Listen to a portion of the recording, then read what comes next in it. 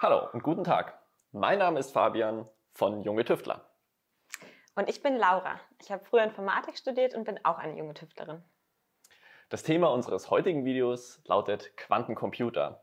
Und da das ein sehr komplexes Thema ist, habe ich mir heute Hilfe von Laura geholt. Die kennt sich nämlich hervorragend mit normalen Computern aus. Laura, kannst du uns erklären, wie so ein normaler Computer funktioniert? Sehr gerne.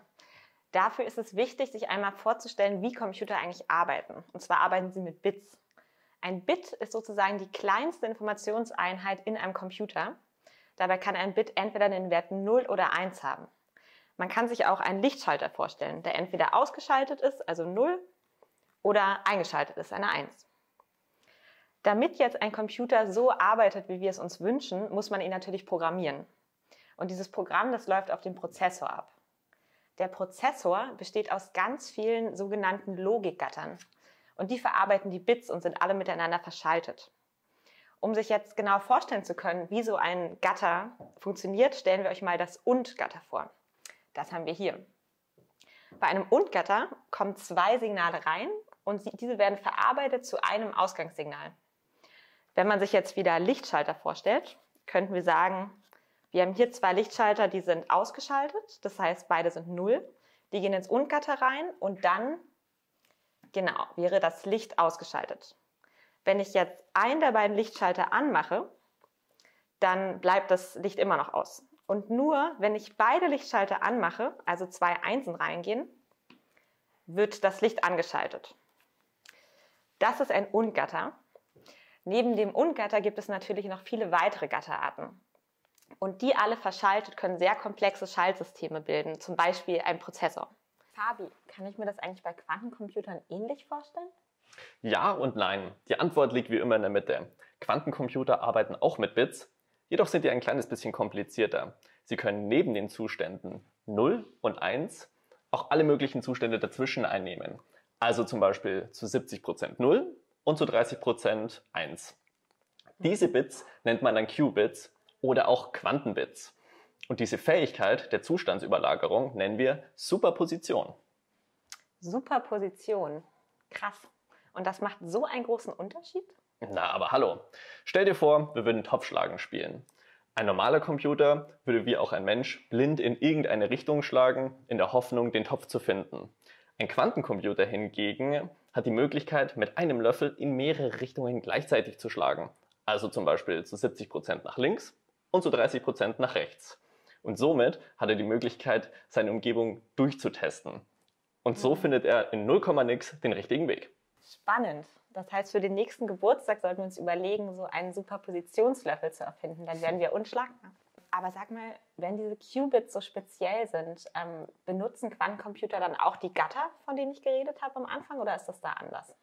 Quantencomputer arbeiten auch mit Gattern, aber bei denen sind die ein bisschen komplizierter. Und wie diese Gatter funktionieren, das sehen wir uns jetzt an. Schau mal, Laura, was ich uns mitgenommen habe. Das ist unser neues Spiel, das Quantenlabyrinth. Das sieht ja richtig crazy aus. Worum genau geht's denn da? Nun ja, wie wir bereits gelernt haben, arbeiten Computer mit 2 Zuständen, also mit 0 oder 1. Qubits hingegen können ganz viele Zustände dazwischen ebenfalls einnehmen. In der Quantenmechanik wird dafür auch gerne die Darstellung der sogenannten Blochkugel verwendet. Wenn der Pfeil nach oben zeigt, ist es eine 0. Wenn der Pfeil nach unten zeigt, ist es eine 1. Und natürlich gibt es da noch ganz viele verschiedene Möglichkeiten, in welche Richtung der Pfeil zeigen kann.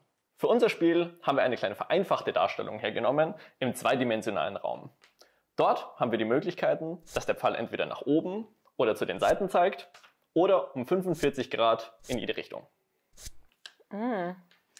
Und der Zustand kann sich bestimmt aber auch verändern, oder? Also, dass der Pfeil nicht immer 90 Grad zeigt, sondern auch mal woanders hin zeigt? Ganz genau. Du hast ja davor schon von Logikgattern geredet und diese Logikgatter existieren auch bei Quantencomputern. Nur sind die ein kleines bisschen komplizierter. Also zum Beispiel haben wir den Zustand 0 Grad von einem Qubit und dieser kann dann wiederum durch verschiedene Logikgatter geändert werden. Also zum Beispiel in diesem Fall um 90 Grad gedreht oder gespiegelt komplett auf die andere Seite. Ah, das sind dann diese Karten hier, ne? Das Ganz ist genau. Wahrscheinlich eine Spiegelung. Hier drehe ich mich um 90 Grad nach links, hier nach rechts. Okay. Wunderbar. Aber dann wollen wir mal unser Spiel aufbauen, oder? Ja. In unserem Tüftelspiel sind enthalten Spielkarten, Spielfiguren, eine Anleitung und ein Spielbrett. Laura, hast du das Spielbrett dabei? Ja, klar. Das habe ich Sehr gleich hier. So, dann baue ich das schon mal zusammen.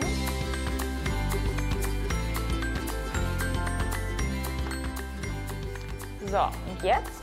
Hervorragend. Jetzt haben wir unsere Spielkarten und die mischen wir jetzt erstmal durch und dann verteilen wir sie, wie wir wollen, einfach auf dem Spielbrett. Okay, also ich muss auf nichts achten. Ich lege sie einfach irgendwo hin. Genau, wie du willst.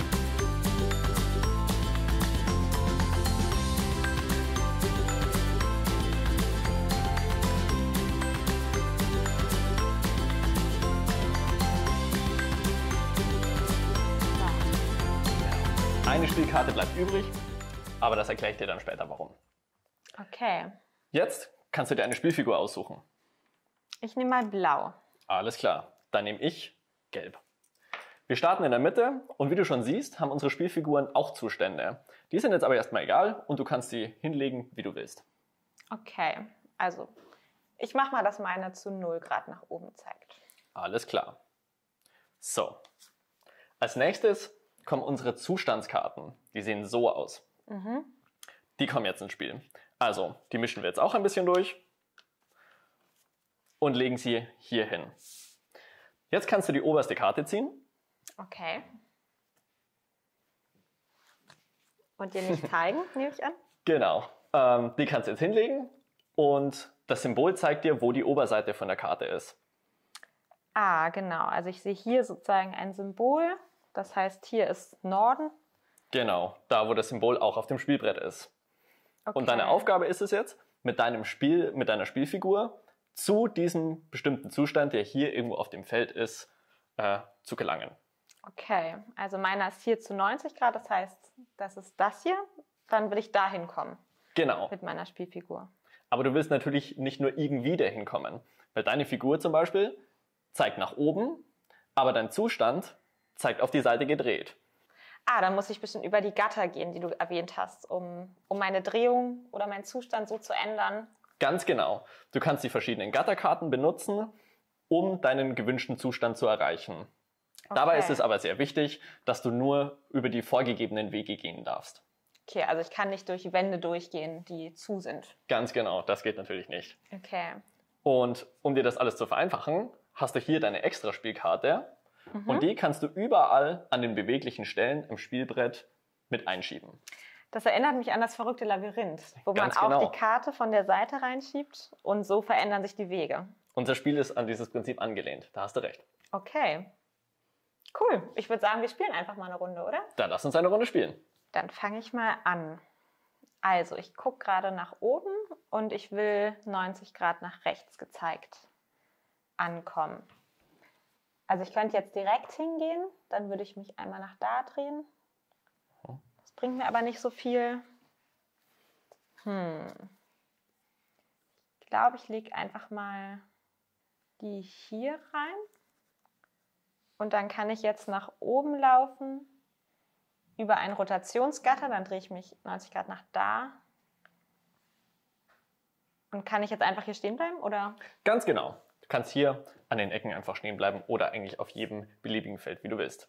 Ganz gut ist, dass du die Karte da schon mal liegen gelassen hast, weil man nicht an derselben Stelle zweimal dieselbe Karte reinlegen darf. Deswegen bietet es sich an, die am Anfang da erstmal liegen zu lassen. So, ich zeige nach unten und auf meiner Karte zeigt, dass ich einen Zustand ungefähr links oben erreichen muss. Der ist da unten. Dann schaue ich einfach mal, dass ich da runterkomme. Also nehme ich die Karte und lege sie hier ein. Genau. Dann nehme ich meinen Spielstein. Okay, also jetzt könntest du komplett durchlaufen, aber zeigst noch nicht in die richtige Richtung. Genau. Okay. Dann drehe ich mich mal hier um 45 Grad. Ja. Hier ist noch ganz wichtig, ich könnte ja jetzt rein theoretisch die ganze Zeit im Kreis fahren, um mich dann einfach irgendwann mal richtig hinzudrehen. Das ist aber nicht erlaubt. Man darf über keines der Gatter mehr als einmal fahren und man darf auch nicht denselben Weg nochmal nehmen. Deswegen bleibe ich jetzt einfach mal hier stehen. Und rückwärts gehen darf ich? Rückwärts gehen darfst du auch nicht. Okay, also ich will immer noch da unten hin. Ich glaube, ich habe ziemlich Glück. Ich kann das einfach direkt hier reinschieben. Und jetzt drehe ich mich ja genau in die entgegengesetzte Richtung, oder? Genau, das ist ein Spiegelgatter. Großartig. Dann drehe ich mich mal um 180 Grad und habe den Zustand erreicht. Wunderbar, sehr gut. Damit hast du jetzt einen Punkt und kannst dir eine neue Zustandskarte ziehen. Cool.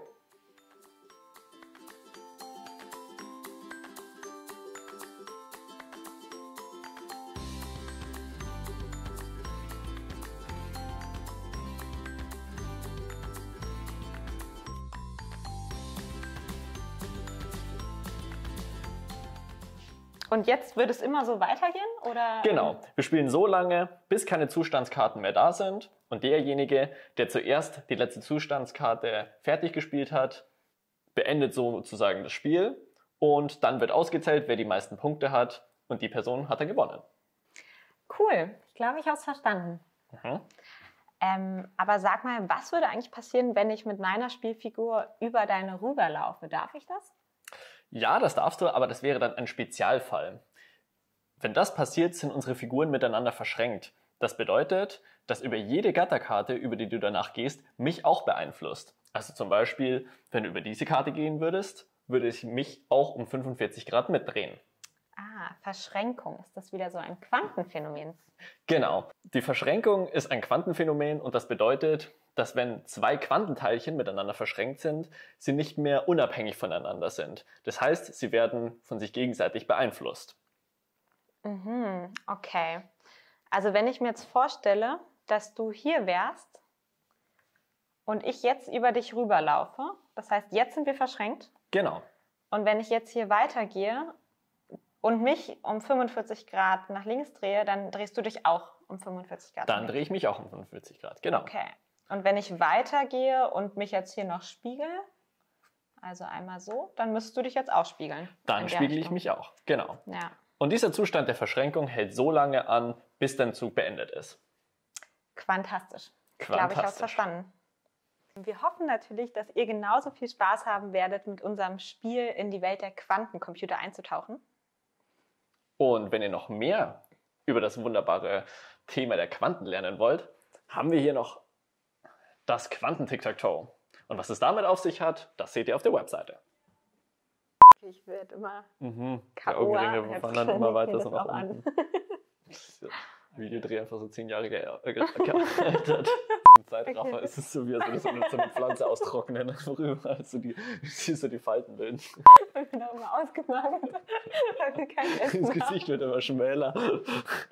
So die Haare einfach so grau. Okay. So kompliziert ist, habe ich beschlossen, dass wir das.